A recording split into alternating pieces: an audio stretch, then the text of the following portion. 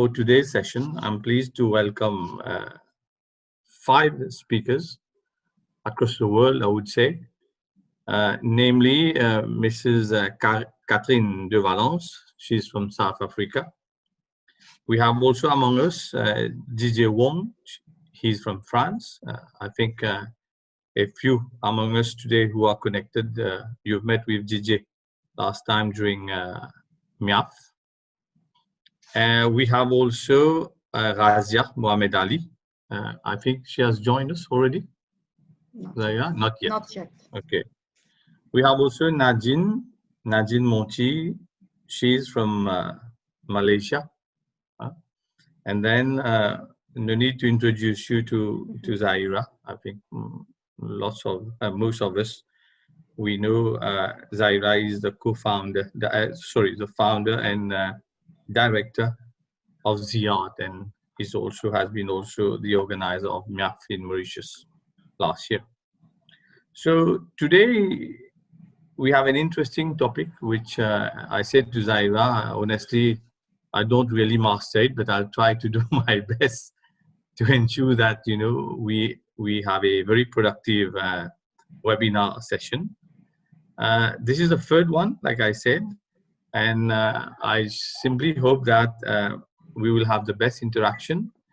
And as we used to say also, we need to increase and to keep that momentum. There are lots of initiatives actually being taken by the government of Mauritius, by the Economic Development Board. But while connecting through with a large number of participants across the world, and also giving local people in Mauritius the opportunity to connect with you, people who has migrated to other countries, I think there will be lots of productive interaction, and out of which I expect, like I said, each and every time, we'll have lots of inputs that can contribute to our action plan. So before starting, let me introduce myself. I've said a lot without introducing myself. My name is Nanda Narayanan. I'm the head of creative industries and also the film industry at the Economic Development Board. So diaspora, an interesting topic. Most of you have left the country a while ago. I was just having a chat with Nadine, and say lots of changes have taken place in Mauritius. The way we speak, the expressions that we use. So if you come to Mauritius, I'm sure that you will need some kind of, adjustment, some kind of re-education adjustment to ensure that you are aligned, especially with the young people in Mauritius. So I'm very glad to have you on this panel today, all of you, and we'll take the opportunity to share insights, to share what you have been doing, especially during the COVID-19, especially during the post-COVID-19 period. But more interestingly, I believe you are from abroad, you have been migrated in other countries. There has been a transmigration of culture, I would say. I would like to know from you, how are you coping with this? Because basically you still have this Mauritian culture. You still have this local expression that you're trying to, I think, you're trying to mix up with the culture that you are currently living, you are adopting. So as artists, I would like to hear from all of you for today's session. How are you coping with this? Now, let me just remind you that feel free to discuss if you want to speak in French also. Okay, feel free, or in English, because I think most of the audience that we have today, they are bilingual. If you want to share something in Creole also, don't hesitate. So maybe I'll start with DJ. He looks very attentive. It seems that he wants to, to start. So DJ, you have, I see that you are an art and design educator, and you have also a PhD at Sorbonne University. So let's hear from you, DJ, about your feeling, of this migration process. in art? Well, the migration process in art for we Mauritian, I think that like how to say. But feel free to speak in French. Hein? Je vais parler en français. Oui, oui, allez-y. Je vais parler en français, ça va être plus. Ça va être un peu certainement. Je pense que nous, Mauriciens, quand on va en fait étudier à l'étranger, on est imprégné par tout ce qui vient à nous, qui est un petit peu étranger à nous, et que du coup, au niveau artistique, on a quelques influences. Mais je dirais que me concernant, je garde toujours cette identité mauricienne qui est, je veux dire, assez omniprésente dans ma pratique. C'est-à-dire que moi, j'ai une pratique qui ressemble, on va dire, beaucoup à Jean-Michel Basquiat. Et souvent, il y a des gens qui me disent « Oui, mais toi, tu fais comme Basquiat, etc. » Mais il y a cette ressemblance graphique, mais le contenu est je veux dire, à 70%, la plupart du temps, axé sur mes origines mauriciennes, la culture mauricienne. Ouais. C'est-à-dire, il y a à la fois le langage qui est présent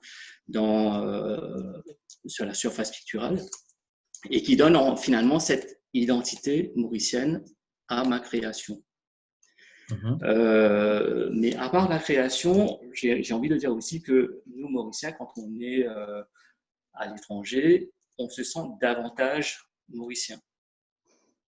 Parfois, souvent, pas tout le temps, mais souvent. Hein, ne serait-ce que cette envie d'aller manger une biryani ou une masala quelque part quand il y a des restaurants mauriciens qui proposent tout ça. Et là, en fait, on sent qu'on aime l'île Maurice.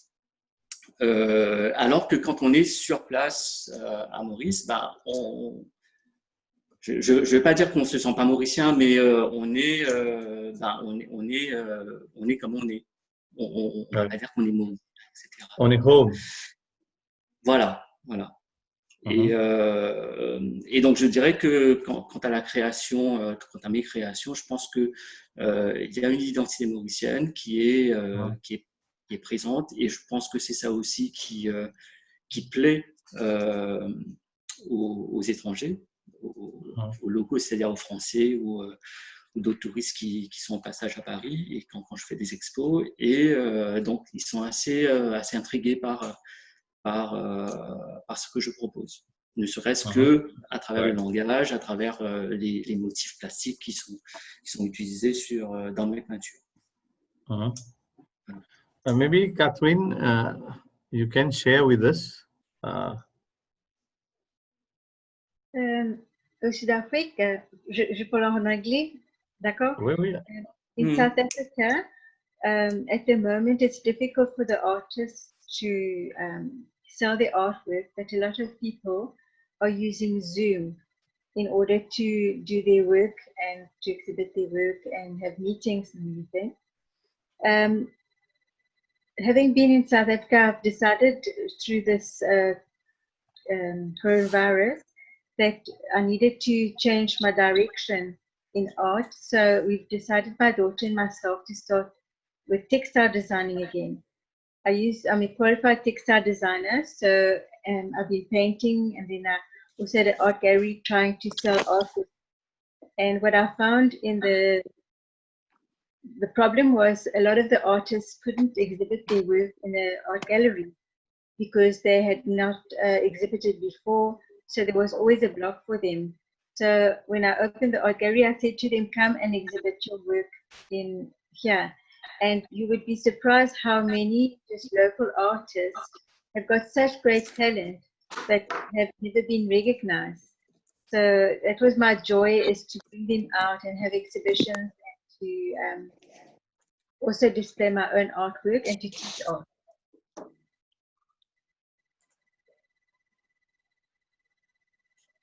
Sorry, I can't hear you, Nanda.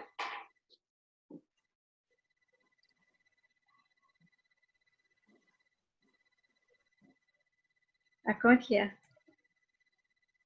Can you hear me now? Yeah. Yes. Yes. Okay. Okay, sorry. No, So it's fine. I was saying, you as a Mauritian, as a born in Mauritius, do you experience any difficulty in translating your cultural values into art in this country that you are currently living? Not at all, because concerning the textiles, the theme this year was about cultural integrations in the sense of using different ethnic designs from different countries, and Africa being a very ethnic country that started very nicely, but also Mauritius, because there was also a great influence of sea life. So that also could bring into the colorful colors of Mauritius, and the plants and the palm trees and the leaves and the flora.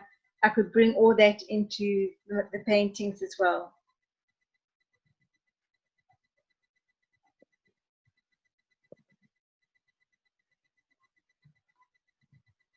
So I still can't hear.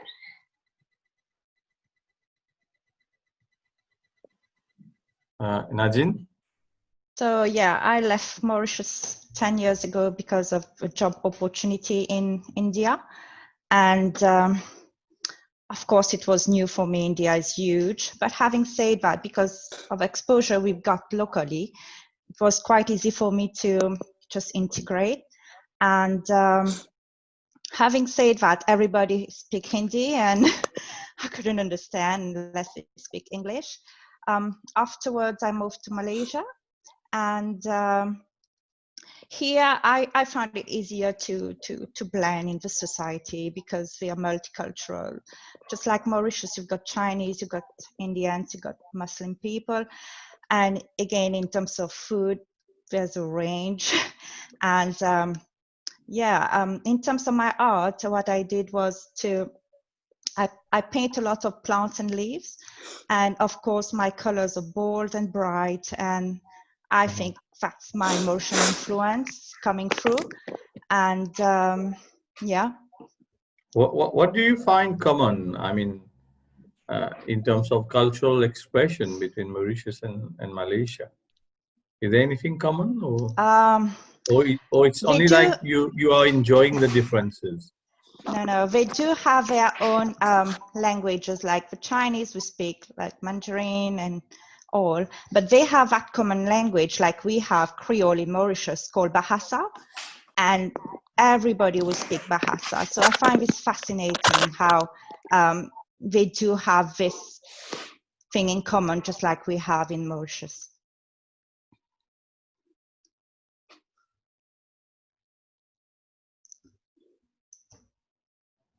Yeah. Is it important in Malaysia to belong to a kind of local network, for you to like, excel? Not necessarily. I think it's quite open now, and in terms of art, it would be great to be represented by an art gallery, but that's another work in itself because I do work as an art teacher, so my only time would be during weekends or school holidays, and I could just connect or go to galleries and talk to them, and it's quite accessible, and it depends if I want to go towards this journey. Yeah.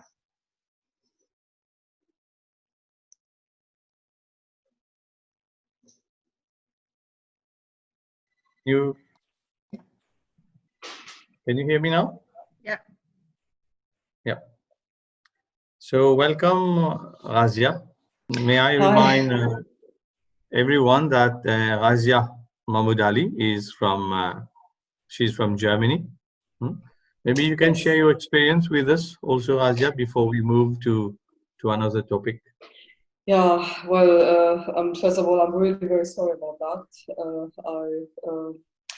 Hello, everybody. First, I had some issues with with all these things. Well, I would like to say thank you first and foremost, Nanda, for this opportunity. I think it's the first time that we've been able to have like gathering several like diaspora artists online. And thank you very much, Zaahirah, for this initiative. I really appreciate that. Yes, I'm living in Germany since nearly 30 years now. Did my studies in England and France before moving here, and I've been working like one year for as a sorry, my German is coming through. I've been working like a project designer for a year before moving on like 1992 to fine arts.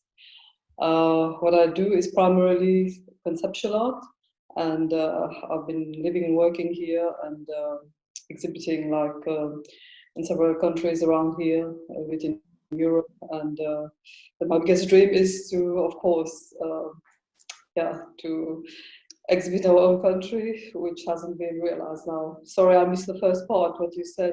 I mean, all of your experiences. And yeah, that's about it. Thank you. So Zaahirah, I'll come to you before moving to the next question. You work with so many artists. You work with so many local artists. You connect local artists with foreign artists. You work with local artists who are actually based in foreign countries, like the diaspora we are referring to. How do you find something common in all these artists that go into a single expression? Is it difficult? Do you find it difficult to localize all these talents together? I mean, on only one single platform, like you did last year during MIA. How do you cope with this? Because I see so much of cultural differences, so much differences in terms of style, in terms of cultural expression. So how do you deal with this?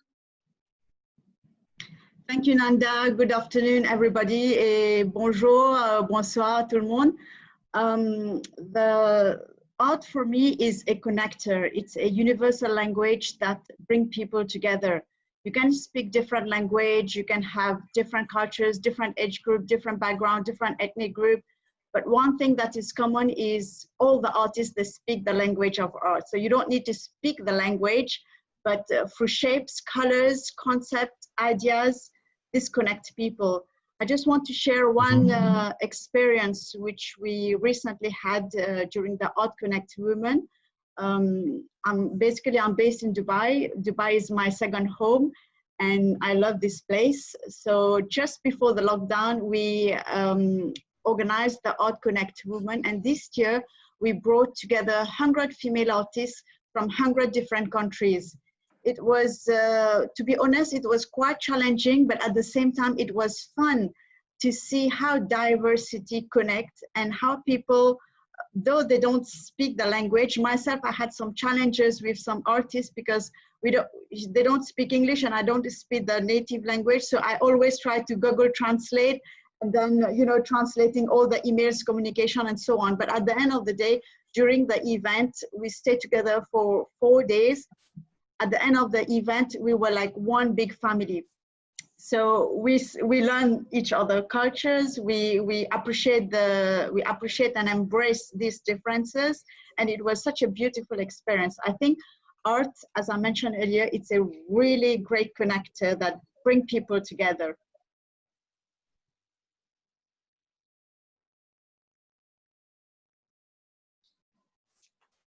Hello?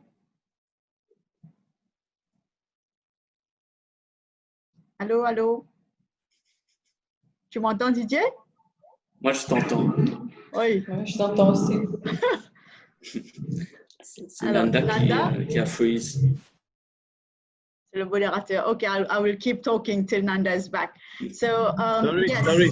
No worries. That's technology. Connection problem. Yeah, that's technology. So, as I mentioned, art is a connector and bring people together. So it's really a significant tool that connects people despite the different barrier, the diversities there. So art bring people together. Great, good. So, DJ, Yeah. I think I'm sure you have lots of projects. And when I see today what is happening in the art world, I think there are so many kinds of disruptions.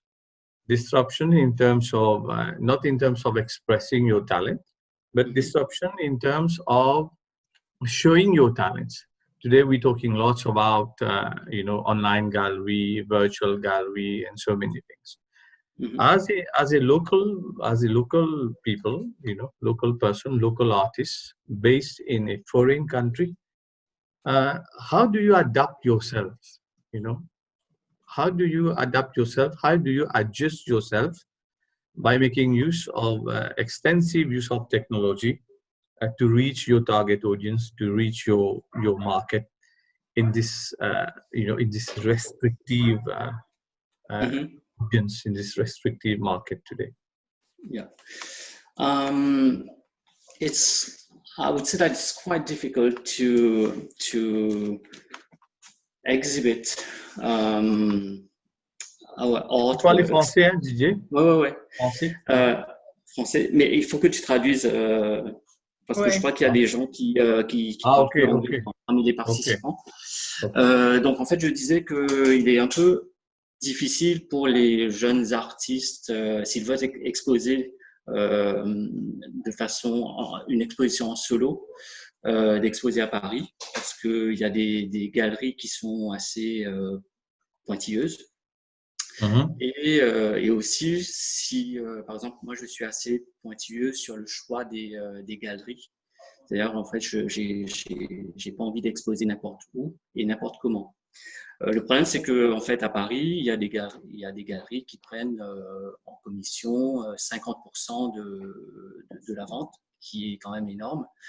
Plus, en fait, l'artiste doit payer en fait ses cartons d'invitation, son vernissage, etc. Donc, de ce point de vue-là, c'est pas très intéressant.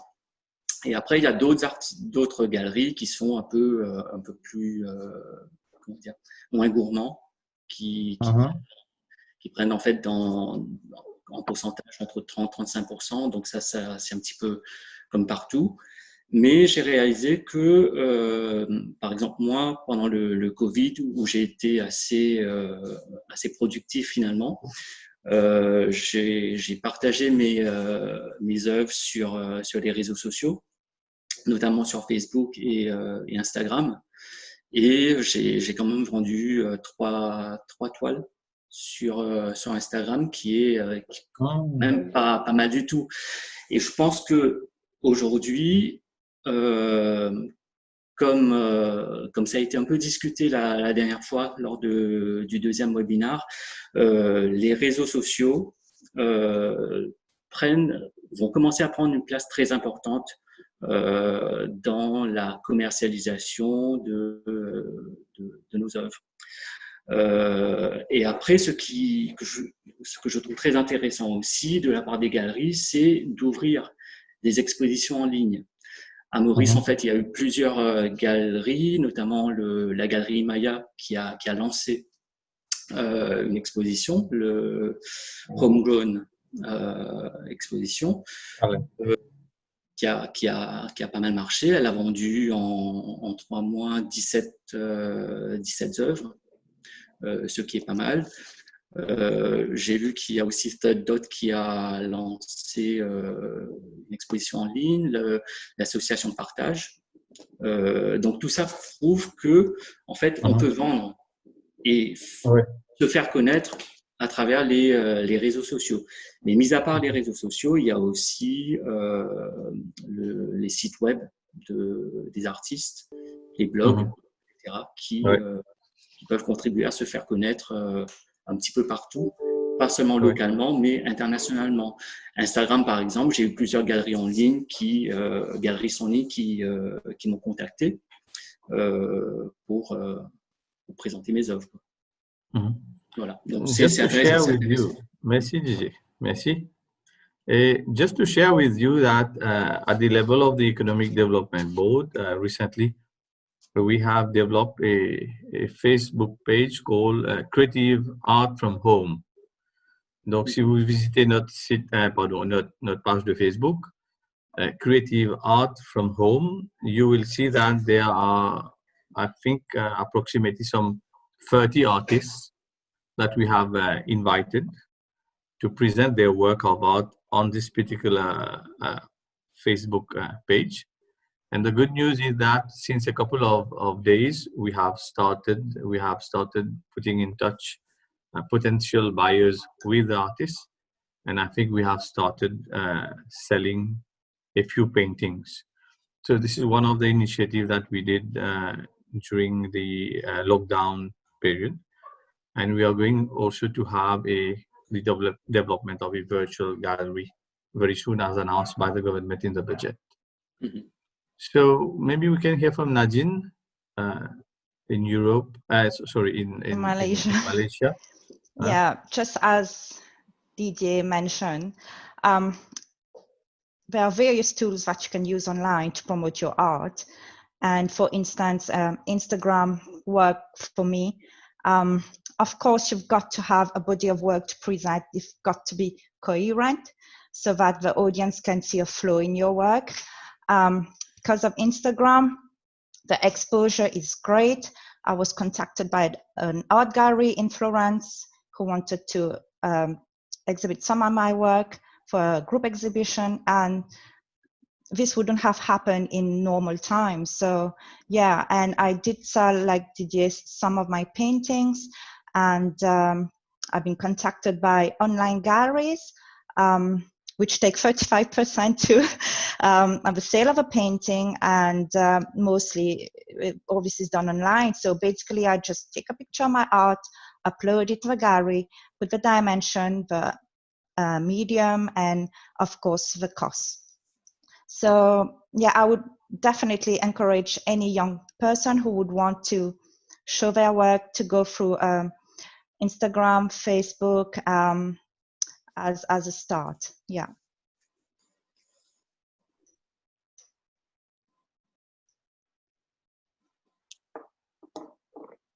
Yeah. Can you hear me now? Yeah. I have a question for Catherine. Do you think that artists need some kind of reskilling, to adapt to this new technological environment? Because most of the artists actually, their core competencies is about art creation, But when it comes to distribution, when it comes to marketing, to promotion, some artists, they have a serious problem about getting their work of art to reach the market. And we have a new generation now that I think they don't have these problems because they are very well connected with the virtual world. But there is a category of artists, maybe, more matured one, that they lack some, there are some kind of skills that they don't have. Do you think that, or taking your example in your own country, do you think they need some reskilling to adapt to the use of new technology? I fully understand the people that struggle, more mature people that struggle with selling the artwork, which is why I'm blessed to have a daughter who knows all about the technology, and then she can put this on and things like that for me. In saying reskilling, what do you mean by that?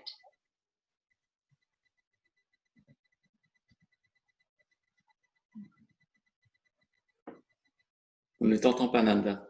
Oui. Là, c'est bon? Oui. Oui, c'est bon? Oui. Oui. I mean, by reskilling, I mean, adjusting to a new kind of technology which they are not used to.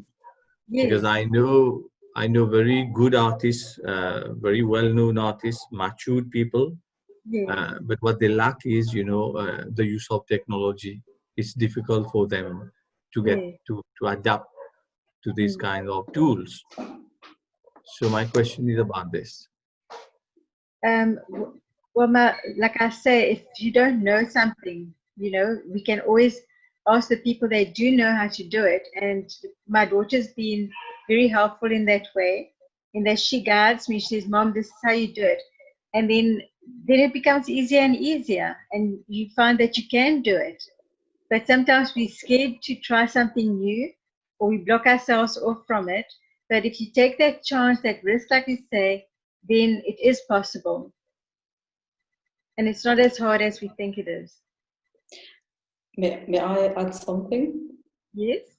To Catherine, yeah, I think I belong to that generation as well. I'm from 1967. For me, the problem is, as artists, we can be an artist, a good artist, a very good artist. I think marketing and working as an artist is two very different things. That's the basic thing. But I mean, you know, it's you can do your work, but you don't have the connection like a gallery does. I think that's why galleries take so many, percentage of the cost, because they have all the connections and they do all the marketing work, inviting the people and everything like that. I found that very difficult to self-market myself, which is a very personal problem, I think. And as I said, I belong to the generation, but still I haven't been, that's why I'm not that much on Instagram. And my son, as your daughter, Catherine, probably he encouraged me to do that, but I still find it a very challenging thing to, just to put a painting there. And the fact that my work is basically not only like a canvas, it's about conceptual art, so it's installation, and it's very difficult to put like in one picture. And these kind of things, I think it's the world of art, there's so many different things as well. So if we don't just concentrate on like a picture or sculpture, these kind of things is very difficult for artists who lack the skill. I admit I do lack the skill. And as I have been struggling to come online now, as you see. And but here again, that would be something probably interesting as well, to have like somebody. I always believe if you have like a group, and like I'm good at what I do, and I would prefer to leave that to a professional to do that. And I think that's the way it is here as well, because sometimes you can get to a certain, the audience, which is much more interesting, as well as I would be myself doing all the self promotion, like I said. And I think that would be very helpful for, just like along with what we can do for ourselves. Okay. That's also, I agree with you, Razeea. Yeah. And I do understand all your challenges, and I feel the same. I've also walked that road, so I do understand what difficulty it is. Because when we are artists, we concentrate on what we love in doing the paintings, and then when it comes to the marketing part of it, I just feel it forms like a blockage to start. It sort of blocks your creativity, because you feel fearful, as how am I going to handle this now, and then paint at the same time, where it blocks creative flow. Yeah, that's one thing as well. But I think it's like it's for me, it's like two different things. I'm a terrible seller, I must admit. Sometimes people would like bargain with you, say, just take a painting, you won't try it and bargain. Like I find it very difficult. And, I don't know. Probably the younger generation, they're very. It's a very offensive way of dealing with that, and the fact that you've been like growing up with it, and it's very normal. But as I said, for the a little older generation, that might be a big challenge. And, and that's where the galleries and everything started. If I can add, despite being like very savvy using computer or the phone and all that, but all this is very it's time consuming. It takes a lot of time to promote, to cut, to Photoshop, everything. It requires some skills that maybe we do not have, and we have to learn. Or that's why it's better to get somebody else to promote the art, and we just do what we like. But I think at the same time, if you are able to do it, if you are able to do it, you manage the content that you create yourself. Yeah, you You do. have full control over it. Mm. Whereas when you're using intermediaries, you're using galleries, you're using some other kind of, middle person in between, you have less control over your artwork. Yeah. But technology today, I think, it's my view, my opinion, it gives us the opportunity to have full control over the value chain from the artist, from the content creation to the exhibition, to the sales, in some way, I believe. Maybe Zaahirah, we can Yeah, hear if from I can Zaahirah. add, Yeah. I will wear my hat as a curator. First of all, we were talking about social media. On Instagram, I met a lot of artists from all over the world and different types of art. So for me, Instagram is a great tool for collectors, gallerists, and curators to reach out artists. So dear artists, please be active or proactive and make yourself live on Instagram. I know for a certain generation, technology, for example, my son himself, when I started my Instagram, he was like, come on, what are you doing on Instagram? So I was like, why I cannot be on Instagram? And now I manage my Instagram better than him. So it's just like a question of how you learn and how passionate you are about, because you are the creator of your work. It's like a baby. So when you create, you give birth to your baby, you're the best person to market your product. Nobody can do it better than you. You know, I know it's a different set of skills which you need to learn over years and times, and it's not like it comes in 1 day or 2 days.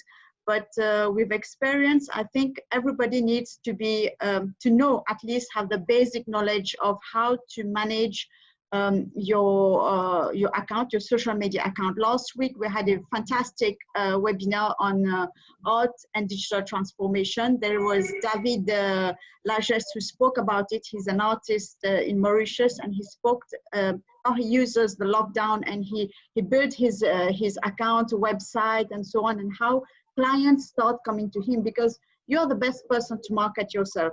It's challenging. I heard a lot of artists, many artists come to me and said, Zaahirah, can you please help me to upload my photo or to write something, or to, it's challenging, but you have to be persistent and consistent in your action. That's what makes you a full artist, because don't forget, if you're an artist, you're also an entrepreneur. And it's really, really important. Nobody will do it better than you, because if you don't sell, you will not be, find courage to create more, right? Because it's good to create, because that makes us happy. But then if in the long term, if you're a full-time artist and you don't know how to sell your painting, galleries is charging like 50%, 40%. So it's like, you're the creator. Come on, you have to be on social media and get your website done. Now there are different websites, which is very easy. You can upload your photo by yourself. You can put your artist bio. So everything is very easy. Technology, I don't know how it's bringing everything into pieces to us. Like it's like spoon feeding us now. Everything is easy. You just need to, and there are some free platform as well, which you can just sign in and upload your photo and create your own website. So at least this is, because if you don't have a digital presence nowadays, people will not recognize you. For me, when I meet an artist or I want to know about an artist, I Google her name. Who is that person? I want to know more. Is there her work? If I see her work on Google, so I know he's active or she's active, so I know her work. I can reach her. But if I Google, for example, XYZ, I don't find anything. So it means this artist is not active. She's not serious. She doesn't mean business. You know what I mean? So yes, over to you, Nanda.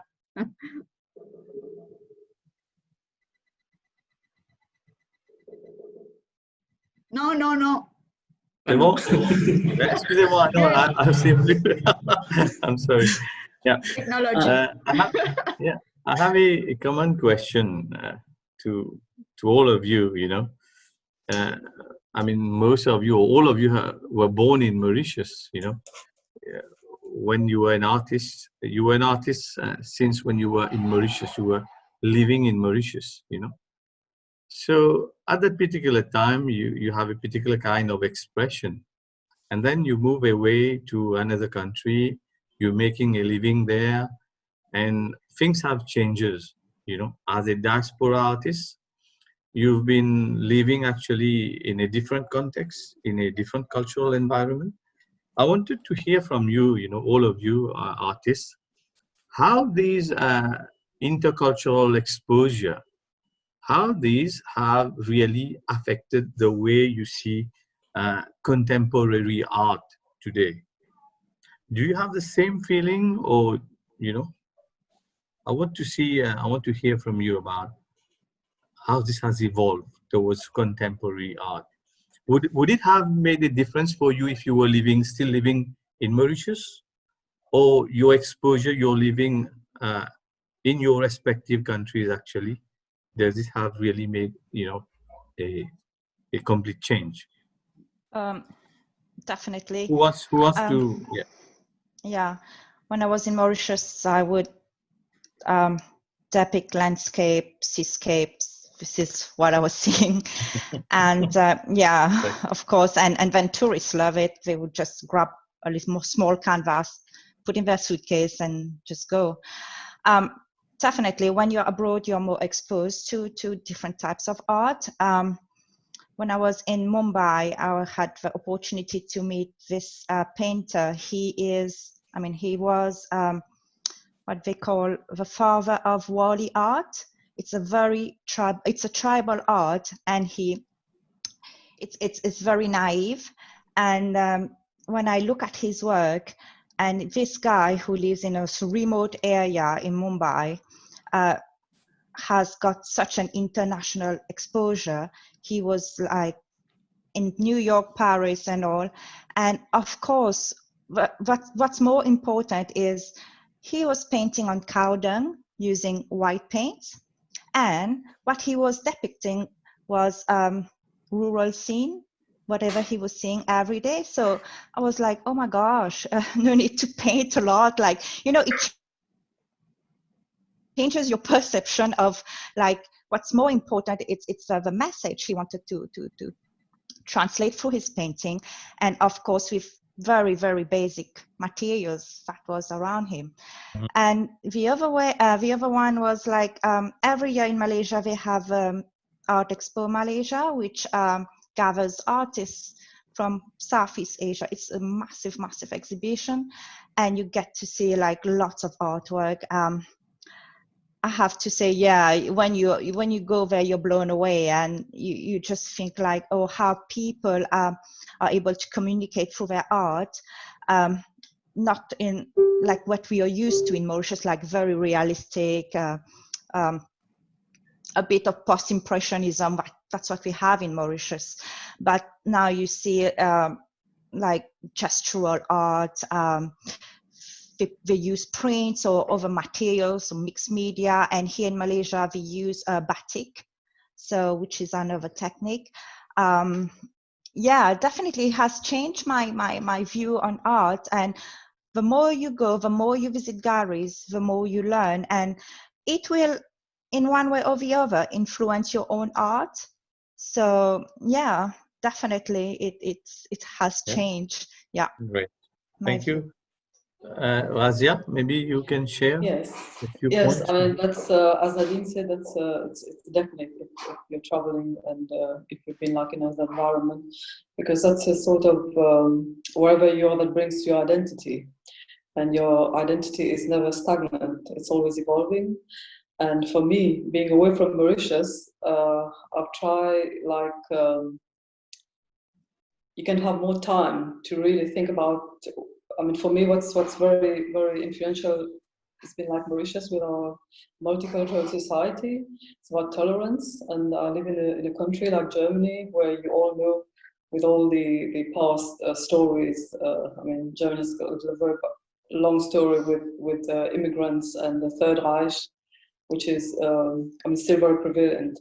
And for me, it's mostly about I mean, I moved from, like Nadine said as well, when we were in Mauritius, that's what we saw, whether from books or very, very traditional way of painting, mostly aquarelle, and, you know, like a small picture and some paysage and nature. But here, I think for me, the exposure what I've had here, especially in Germany, you have lots of museums as well. Or during my stay in England and in France, we've been very, very lucky to have, like, you know, come to this world of art, because that's where all, you know, in Europe, most of the main museums are.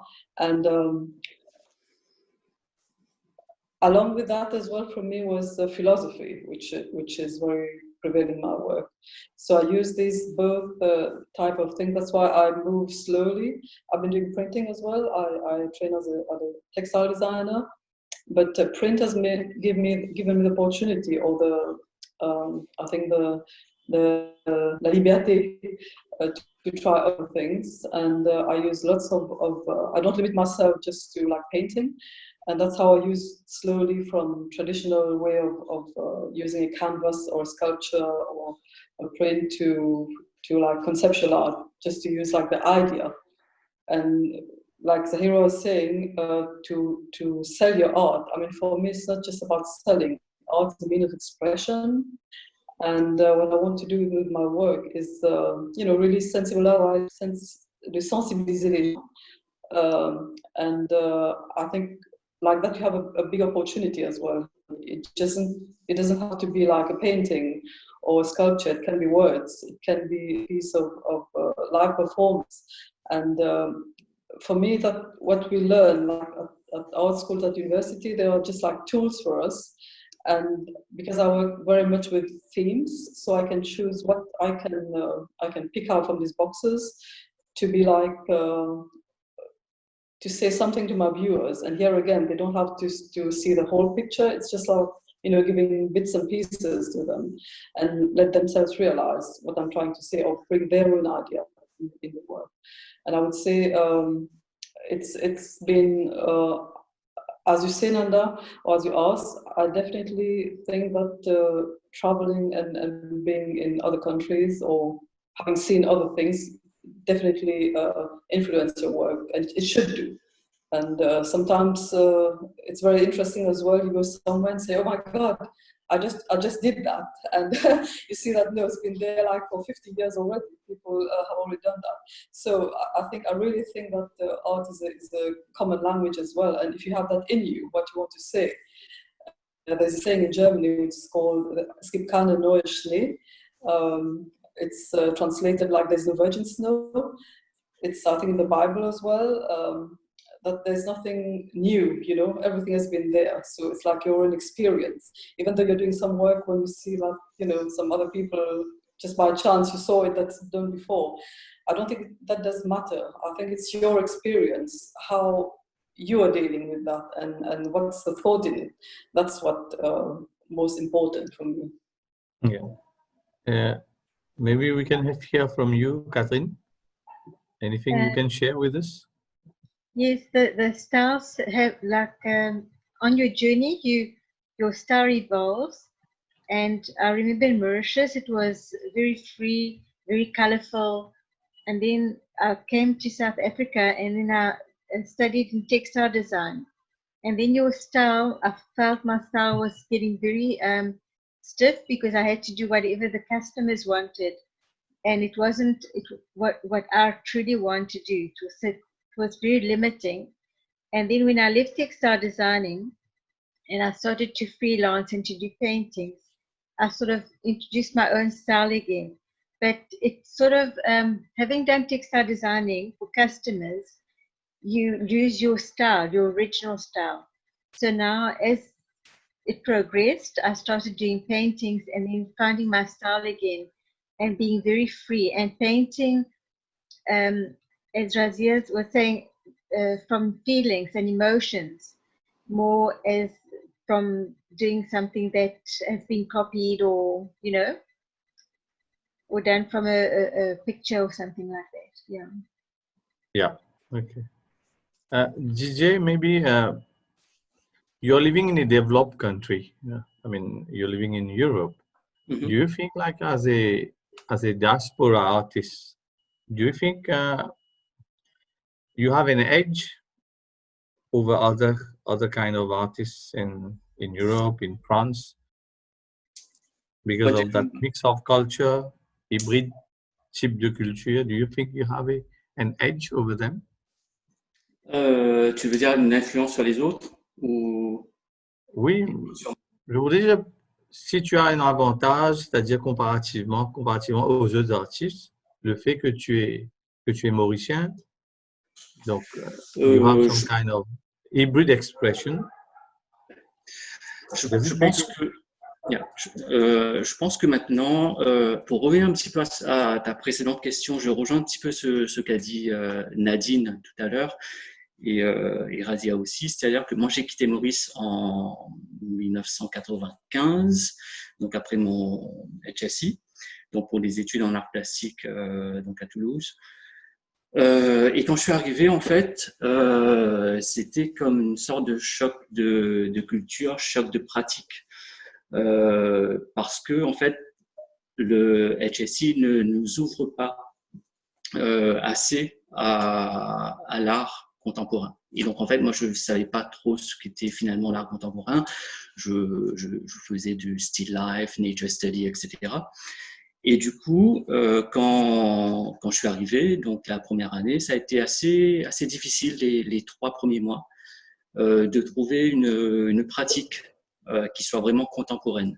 Donc, je me souviens toujours de mon prof qui me disait, mais est-ce que c'est vraiment ta voie? Est-ce que tu préfères pas aller vers l'histoire de l'art parce que là, la pratique ne convient pas trop, etc. Donc, j'ai dû me faire violence pour avoir une pratique qui soit dans l'air du temps. Et heureusement d'ailleurs, parce que effectivement, c'est là que je me suis aperçu que l'art finalement c'est quelque chose de très ouvert, qu'il n'y avait pas que la peinture, la sculpture ou la photographie. Parce qu'en fait, finalement, dans les années 80-90, ce qu'on enseignait au collège, au lycée, c'était en fait, on appliquait un syllabus. Donc, on manquait de culture artistique. Donc à partir de là, donc j'ai vu plein de choses et j'ai essayé de développer une pratique qui est devenue quelque part un peu hybride aussi. C'est-à-dire que je ne faisais pas que de la peinture. J'ai essayé d'associer, je me souviens que par exemple pour ma thèse de doctorat, j'ai associé peinture, installation et vidéoprojection, les trois ensemble. Et forcément, pour en arriver là, j'ai vu pas mal de choses. C'est-à-dire, j'ai essayé de prendre les idées par-ci, par-là, dans la pratique vidéo, dans la pratique des installations, pour construire ce qu'on appelle une pratique hybride. Et finalement, je suis revenu à ce que j'aime le plus, c'est la peinture. Mais rien ne dit que d'ici quelques années ou quelques mois, je vais mélanger un peu de style à ce que je fais actuellement. Et effectivement, voilà. Donc, il faut être confronté à plusieurs types de pratiques, avoir une certaine ouverture d'esprit à ce qui se passe un peu partout, les tendances actuelles. Alors, quand je dis faut prendre par-ci par-là, il ne s'agit pas de copier. Il s'agit de s'en inspirer et de voir ce qu'on peut faire avec et de faire en sorte que cette pratique ou ces expérimentations deviennent en fait nôtres. Donc, je parlais tout à l'heure de la pratique artistique à l'école dans les années 80-90, début 2000, mais je dois dire que l'enseignement de l'art dans les collèges et les lycées a beaucoup évolué depuis. Ne serait-ce que si on va faire un petit tour au MGI, aux Beaux-Arts, on a plein d'étudiants qui sont talentueux, on a des lecturers qui sont très doués, et qui sont spécialisés dans certaines pratiques. Et là, je crois qu'il y a Krishna qui est connecté, qui nous écoute.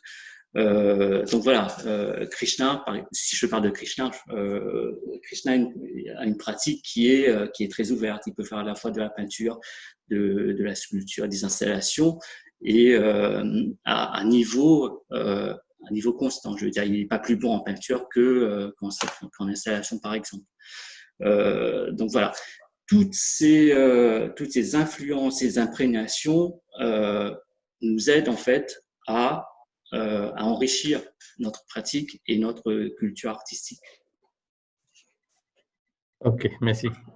I have a specific question to you, Zaahirah. You are an art curator, you are an artist, you are an art consultant. You are based in Dubai. You are a diaspora artist. Do you think it would have been possible for you to make a living out of your art if you have been staying in Mauritius? Do you think that this would have been possible, what you're currently doing? Would it have been possible for you to make a living out of your art? I think when I did my first solo in Mauritius, it was at l'Alliance Française. I think it was back in 2006 or 2005. Basically, that day when I did my first solo, I sold almost 90% of my work, because it's my friends, family, so they were here to encourage me. It was my first solo exhibition. And then my second solo, I thought, you know, those friends will not be able to support me, or my family will not be able to support me. So it was quite challenging, but I managed to sell a couple of pieces because, again, as Razeea mentioned it before, I paint with my emotion. That time I was working with female drug addicts and commercial sex workers. So my theme was, it's a thematic where I express their feelings, and they were the marginalized of society. So it was a message, a call for people to take action. Coming to Dubai has changed completely my life as an artist. It was a different world. Dubai is a hub. My eyes was widely open. Every day I was learning, attending exhibition. I must say that Dubai is a hub not only for arts, but also for events like exhibition. Every day there is something happening here. There is either an exhibition or an art talk. So I learn a lot from here, and it's a different world. I meet people from different parts of the world. I meet artists from all over, different practice, installations, sculptures, assemblage, painters. Also, somebody mentioned it before, art is also about writing words. So it's really broadened my vision as an artist.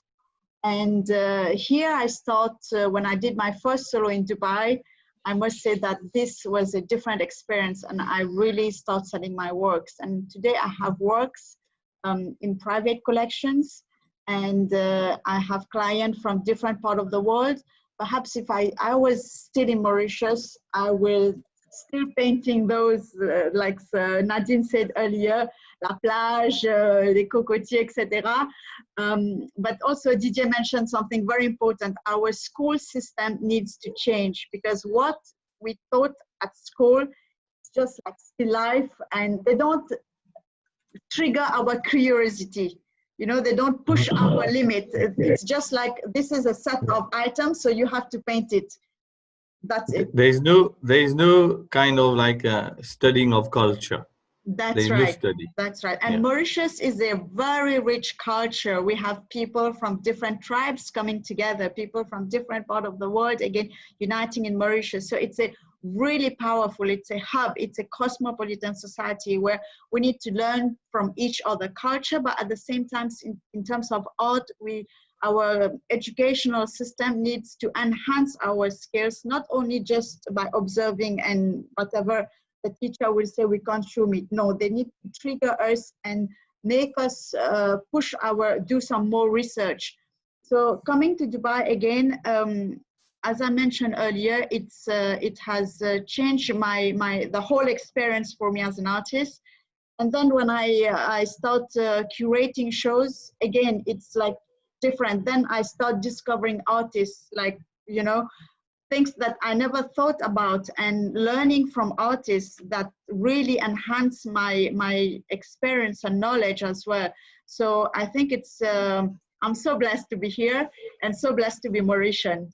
So yeah, so I just want to say that I'm a proud Mauritian. I always try to raise my flag up, and so because Mauritius is a healthy society, is a peaceful place where, you know, when I speak about Mauritius to people here in Dubai, there was like, oh yeah, we saw it in movie, oh we see it somewhere, and we heard about it. So it's really, I feel really high when I heard such comments and feedback from people. Okay, thank you, Zaahirah. From where you are, Nadine, is it possible for you to make a living out of your art?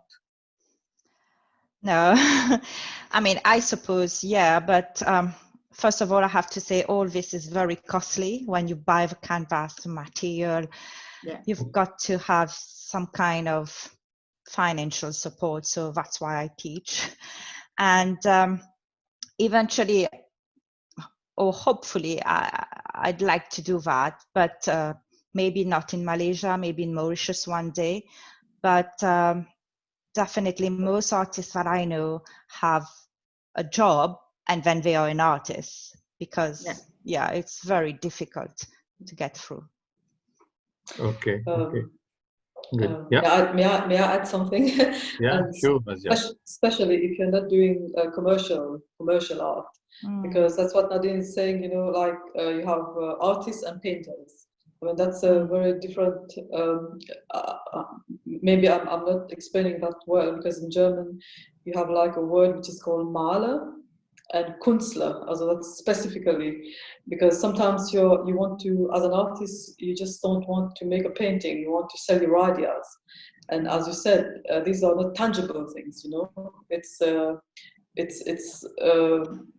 like for example, an installation, Didier might find the same thing as well.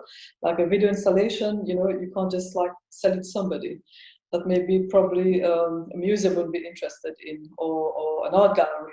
And these type of things, especially like in contemporary art, I find it very difficult. I mean, I've got my studios as well, and working to finance your art give you the opportunity as well to stay true to yourself. You don't have to be like following the trend, and I think that's a very important thing for me, or probably some of you, not just to have this idea of, you know, you have to sell, and then at the end of the day, you're not true to what you've been doing. And maybe sometimes we are lucky as well to be able to do both of that, because sometimes you say, okay, you've got like a vision, what you want to do with your work, whom you want to attain with that, but because of the circumstances, you have to make a living as well. You can't do that. You have to take jobs. Like I do teach in museums as well, or like in schools, and do projects sometimes. But I think that's a very important thing as well, not to get lost in. I mean, I can only speak for myself, or you know, that it's very important that you.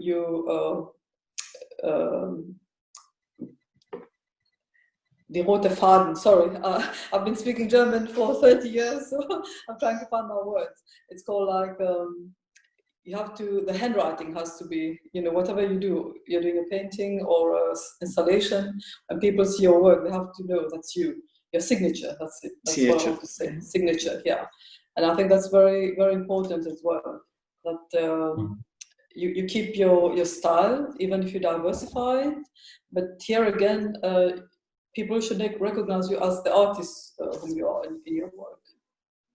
I don't know if some others of you feel the same or differently.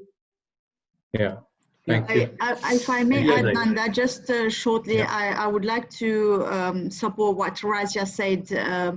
because most artists also from in this part of the world where I'm living, they have a second job as well, because you know, just painting will not sustain them, and it's really difficult. I mean, people will not buy art every day, every week, and then so it's really important. But then at the same time, I think if you have you take time to do some good documentation and research on your practice, instead of creating like, you know, like an industry or a factory, it's important that you focalized on a concept, on the quality of your work. And yeah, so again, to come back to this financial aspect, it's really challenging for artists to be an artist, full-time artist. It's really difficult. Yeah. Because if you see also in mostly all these big painters, they were really poor when they were alive, right? So only when they are not here, they become multi-billionaires. So yeah. Okay. So a common question to all of you: what do you think could be done, you know, to make this happen? I mean, to enable artists to make a living out of their art. Based on your experience, you are all living in a foreign country. What do you think can be done? Maybe Didier can share some points with us. That's a big question. Je pense que c'est très très difficile en fait de vivre de son art, à moins d'être subventionné, à moins qu'on a le support des mécènes. Parce que sans ça, en fait, on peut rien.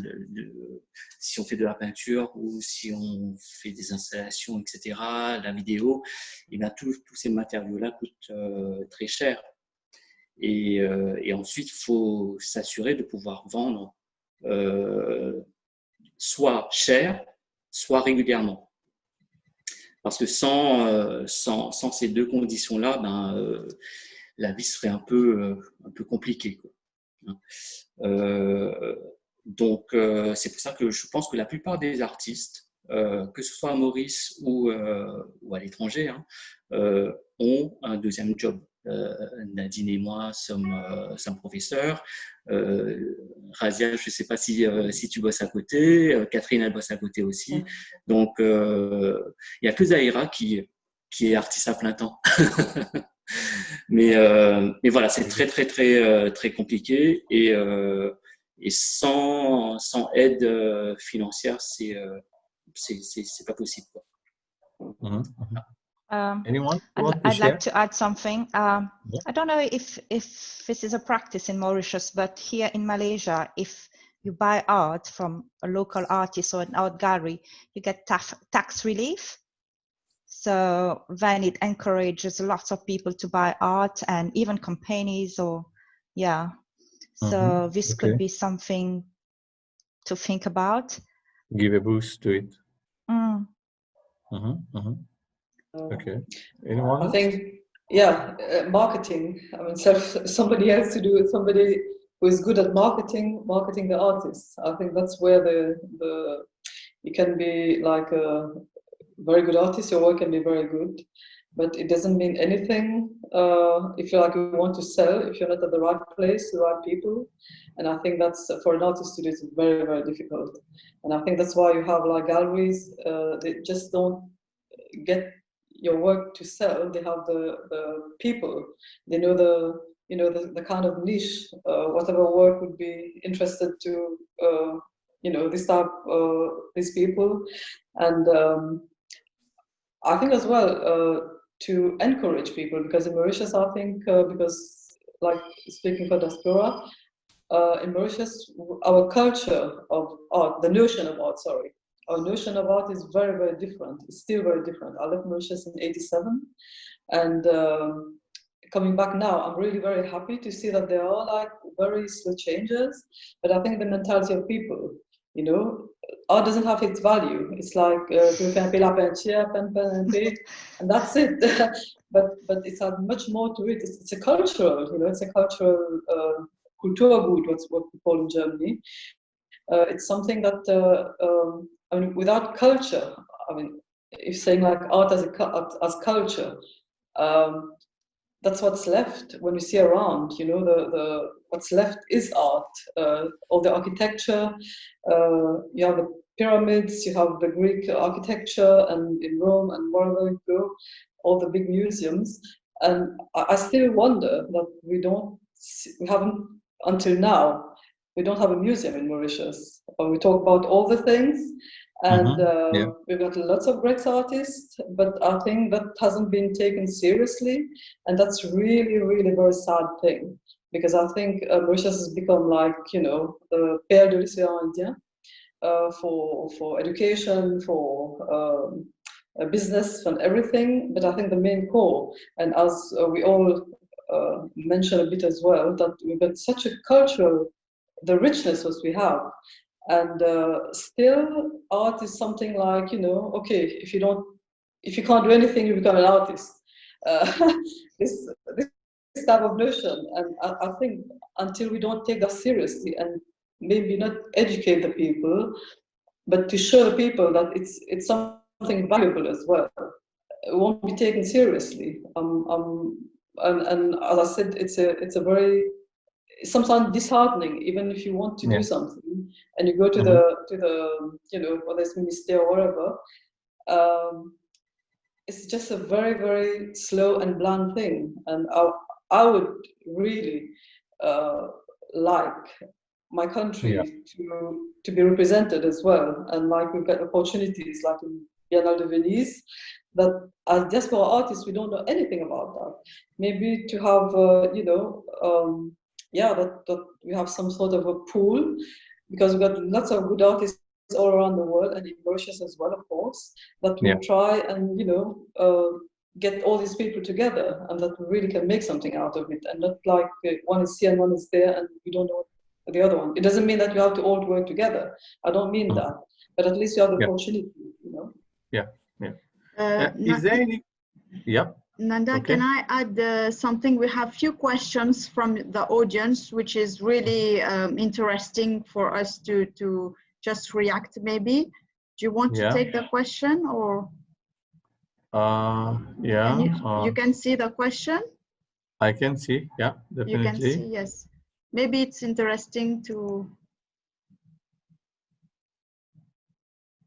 just few of them. There is not really a question. To my opinion, it's someone, Mr. Kaviraj Banjan, he said, to my opinion, for an artist painter to live from his arts, the government, together with potential investors, through auction sales. I think what he's trying to say is we need to put up the proper kind of structure. I agree with you that we need a good kind of structure, good kind of strategy, because art is not only about, painting for pleasure. It's not about only even for sale, you know. And I agree also with what Zaahirah was saying regarding the initiative to organize a conference very soon, because arts is not only about sale, art is also about investment. And also art about is also educating, about I think.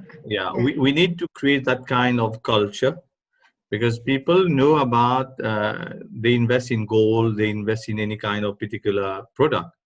But when it comes to art, they don't have this culture. They don't have sufficient information what they can do with artwork. So we need to kind of instill, this kind of culture, show to them business opportunities that exists in art. What is the reason why there is a good economic reason to invest in art? And for this, I think we have some work to do. Maybe I can share with you very soon. I've been discussing with Zaahirah recently. So we're going to bring on board a few people that have experience, that they've done it in their own country. How is the structure? How is the strategy? How is the ecosystem that has been put in place to promote art as an asset class, you know. So we can get inspired by what they are doing overseas and try to replicate this in Mauritius, bearing in mind what are the gaps that we have to fulfill. Obviously, there are gaps, but this is a way to do it, and I think we should meet this objective sooner or later. So let me just see a few more questions again. We have Tony, I think, from Lebanon. Tony. Yes, the topic of diaspora. Can you read it for yes, me, I read Zaahirah? it. So he said Because I the can't find topic, yes, the topic of diaspora is very powerful in art. In my opinion, we can even connect it emotionally with the experience of any minority group. So I think when he spoke about the diaspora, and what catch me in his sentence is the word emotionally. So I think all of us, all the artists, they are very much emotional. And as diaspora, it connects us to our country, to our roots. And yes, Razeea. The term diaspora itself is a Jewish root, and it's well connected to, you know, these minorities we moved. And I think, as you said, emotionally, and probably he means that for Mauritius as well, since we've got like so many different groups as well, and we're very underrepresented. For me, art is as well. It's, I mean, culture. It's not only about like painting. It's about you know, we have got like great musicians, and we've got like for theater. I mean, all these is like the arts, under the terms under the arts, and that would be a very welcoming thing as well. If we could not only just for Bildende Kunst, not only just for fine arts, but to understand that culture, as art as a cultural hub, it comprises music and theater and literature as well. I mean, absolutely, like that's a very, very important thing, because our richness, only coming abroad, that I've realized how many good artists we have. I mean, artists, I mean, not to forget our friends and the musicians and for literature, and I mean, who are there as well. And they don't fall in any category, you know. And I think that's would be probably an interesting way as well to, or which is thought as well. I don't know what the others think about that. Probably will be interesting to hear what they have to say. Anything you want to add, Catherine? We can't hear you. Not here. Sorry. One can do like art auctions. I know a lot of people that are in churches here. If they want to raise money for the church, what they do is go to a restaurant or a nice venue, and they have an art exhibition. But they also have the laptops there, and they communicate with people from all over the world to sell the paintings on auction, and then the money raised will be given to a cause or something. And that's one way of an artist doing something like that, that you use your artwork to help other people for a cause or something, and then you have a percentage for yourself as well. So you're doing it as a group, and also a group exhibition with other artists that you paint together, almost like in Montmartre, where all the artists like Van Gogh and Gauguin used to get together in a venue and they used to paint. And in Paris as well, when they do it in Montmartre, people can come and have a look at the art, and if they like what the painter is doing, the artist is doing, then they can place orders, and they have more exposure for the painting. Yeah, okay. Thank you, Catherine. Nanda, oui. Juste une petite remarque par rapport à ton intervention tout à l'heure sur le développement économique de l'art à Maurice. Je pense que pour que ça se développe, que les investisseurs en fait s'intéresse aux artistes locaux, régionaux, continentaux, etc., il faudrait en fait mettre en place une certaine cotation pour les artistes, avoir la cote des artistes. Oui. Parce que là, à Maurice, en fait, il n'y a pas de cote. Il y a des artistes qui vendent très bien, qui sont connus médiatiquement, etc. Mais à la fin, pour que ça soit encore plus crédible, je pense qu'il faudrait que les artistes soient cotés. Et là, donc on commence à être coté localement, régionalement, continentalement, etc. Voilà, je pense qu'il faudrait commencer par… Okay, merci. I think we have come to an end of this interesting interaction. Maybe I'll just, before ending, I'll just take, I see an interesting point raised again by Tony, who say that how do we overcome the lack of personal contact with buyers to sell ourselves, you know?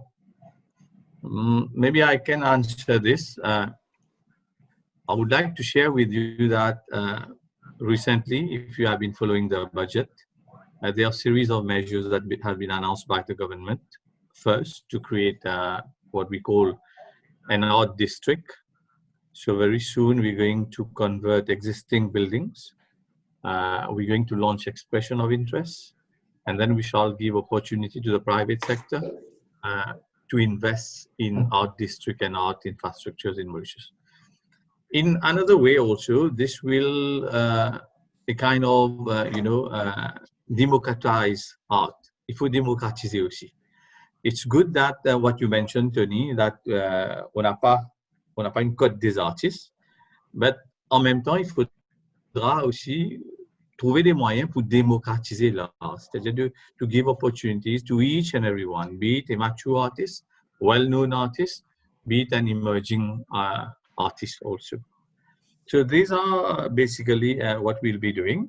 And to reply straightforward to Tony's question, I would say that these are kind of virtual platform that has been announced again during the budget in a couple of weeks ago.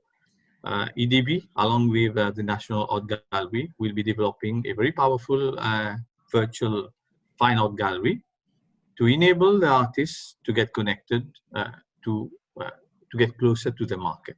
So this is in a way that we can, solve this lack of what he termed as lack of personal contact with buyers. So we shall go closer to the buyer. It's a kind of pull strategy where we are going to go to the doorstep of the potential buyers instead of the buyers coming to you, So with the use of digital, with the use of virtual platform, we should be able to make art more accessible to potential buyers. So yes. Sorry. Vas-y. I'm able to talk it, I think, but I think having online gallery virtual and that's all very good. But I think sometimes it's very interesting as well to interact with your buyers, because people like you have like one-off buyers and you have like collectors as well. And this very personal connection, I think it's very important as well. I mean, other people who they don't want just to buy your work, they want to know who you are as well, what your idea are. And I think that's probably it's a combination of both of them. And not that we just have like a virtual gallery with a nice building and nobody comes in. And the artist is still in his studio and the buyers are still like, you don't know who they are. And I think for us it's always very interesting. I think probably a mixture of both of them would be interesting. Yeah. Sure. So I share the same point of view as Razeea. C'est-à-dire en fait, la vente virtuelle, les expositions virtuelles sont très intéressantes.